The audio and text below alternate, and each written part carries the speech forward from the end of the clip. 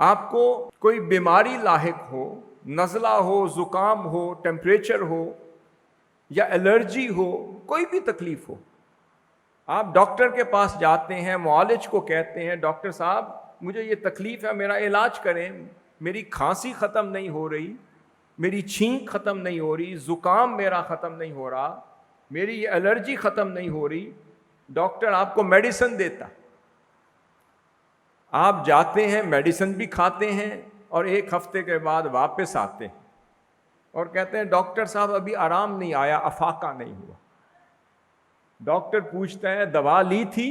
جی doctor صاحب میں تو باقاعدگی سے دوا لے رہا ہوں۔ پھر ڈاکٹر پوچھتا ہے کیا تم نے پرہیز بھی کی تھی یا صرف دوا لیتے رہے؟ وہ کہتا ہے ڈاکٹر صاحب پرہیز نہیں کی، کیونکہ میری عادت ہے کہ میں ٹھنڈا نہیں چھوڑ سکتا، میری عادت ہے میں کھٹا نہیں چھوڑ سکتا، میری عادت ہے کہ میں لیمن کا جوس نہیں چھوڑ سکتا، اور سارا دن میں گرد و غبار میں کام کرتا ہوں، اس سے بچ نہیں سکتا، تو میں پرہیز نہیں کر سکتا۔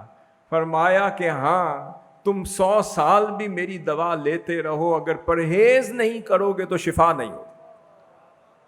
اب اچھا معالج کہتا ہے دوا بھی دیتا ہوں، علاج بھی کرتا ہوں، رستہ بھی بتاتا ہوں، طریقہ بھی سکھاتا ہوں، سلوک کی راہ پر گامزن بھی کرتا ہوں، تمہیں راہ خدا کا مسافر بھی بناتا ہوں، تمہیں سوئے گنبد خضرا بھی لے جاتا ہوں، تمہیں تقوی و طہارت کے پھر پکوان پکا پکا کے کھلاتا ہوں، مگر جس وجہ سے یہ بیماری لاحق ہوئی تھی اس وجہ کو چھوڑنا ہوگا۔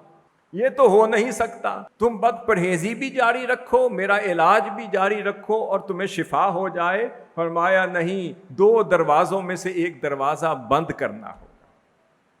اگر اہل اللہ کی صحبت میں آ گئے تو شر پسند کی صحبت سے بچنا ہوگا۔